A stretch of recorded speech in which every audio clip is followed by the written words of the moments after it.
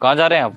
वो साहब मैडम जी ने ना वो कहा है कि छोले चावल और राजमा चावल लाने हैं। बस दुकान पे जा रहा था साहब। ये क्या मतलब है? आपको मैंने यहाँ पे किस लिए रखा है? चौकीदार की नौकरी करने के लिए रखा है कि यहाँ पे लोगों के पर्सनल काम करने के लिए रखा हुआ है? साहब सही कह रहे हैं, यहाँ पर मैं सिक्योरिटी गार्ड का काम करता हूँ। लेकिन साहब मैं मजबूर हूँ, क्या करूँ। वो मैडम जी है ना, अंकिता मैडम, वो बार बार धमकी देती है। कहती है कि अगर तू हमारे काम नहीं करेगा तो आपसे शिकायत कर देंगी।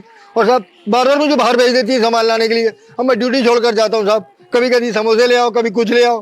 साहब मैं मना करता हूँ तो डांटती हैं, गुस्सा करती हैं। साहब मैं मजबूर हूँ, क्या करूँ।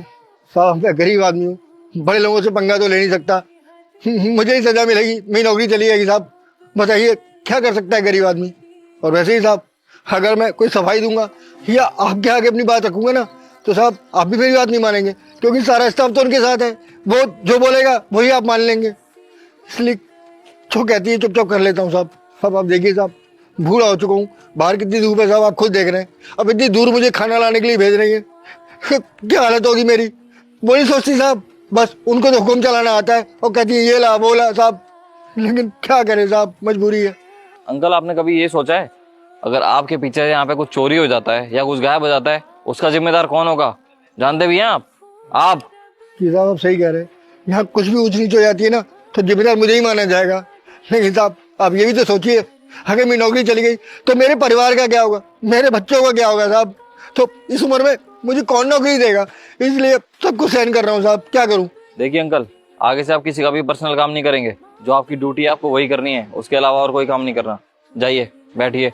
लेकिन साहब अगर मैं खाना नहीं लाऊंगा ना तो आपसे झूठी शिकायत कर देंगी, तो आप तो मुझे नौकरी से निकाल दोगे। तो क्या करूँ साहब, डांटेंगी मुझे वो।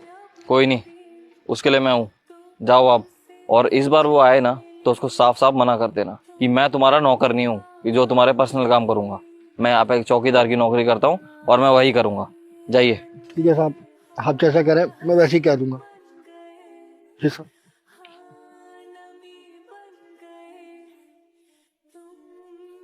गर्मी कुछ ज्यादा नहीं? अरे अंकल, आप हमारा खाना लेके आ गए क्या? और अगर वो खाना आप लेके आ गए हो तो वो खाना आपने अपने लिए रख लिया, और अगर नहीं लेके आए हो तो जल्दी से जाओ लेके आओ ना, हमें भूख लग रही है।